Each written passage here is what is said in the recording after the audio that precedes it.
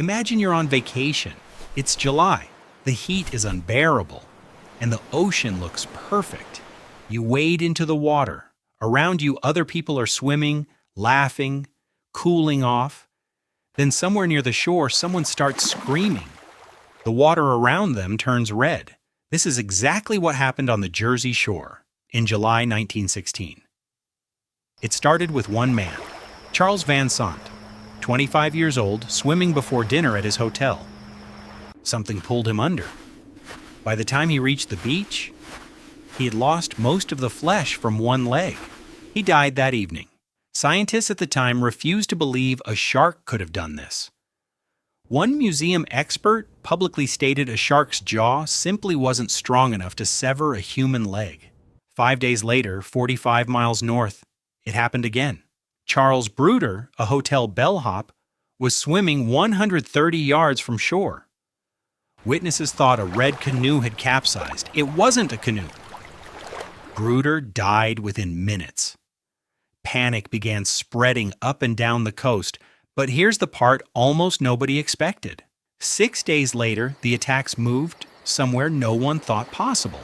A freshwater creek 11 miles inland. An 11-year-old boy named Lester Stilwell was swimming there with friends. He vanished beneath the surface. A group of men rushed in to search for him. One of them, Watson Fisher, found the boy's body and was attacked himself in front of the entire town. Fisher died from blood loss less than an hour later. 30 minutes after that, a 14-year-old boy nearby was pulled under too. He survived, the only one who did.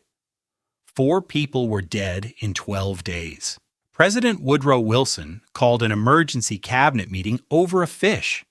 The government sent boats to hunt down every shark along the coast. Days later, hunters caught one. Inside its stomach, human remains. The killing finally stopped. But something else had already changed forever. Before 1916, most scientists believed sharks were harmless, more curious than dangerous.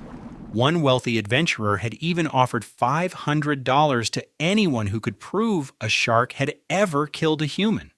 Nobody had claimed it until that July, when the ocean itself seemed to answer the bet. For decades afterward, that fear stayed buried in old newspapers. Then in 1974, a novelist read about it and turned it into fiction. The book was called Jaws. A year later, it became a film.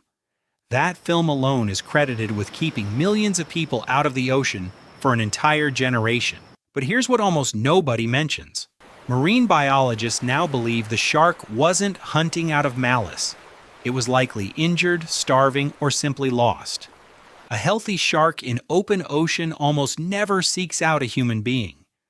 What people remembered as a monster was very possibly just a desperate animal in the wrong place, and yet that single confused animal reshaped how an entire species is seen forever. Even today, the average human is thousands of times more likely to die from a vending machine than a shark. 12 days in 1916 built a fear that still outlives almost everyone who was there. Next time you hesitate at the edge of the water, that hesitation has a name, a year, and a story you were never told.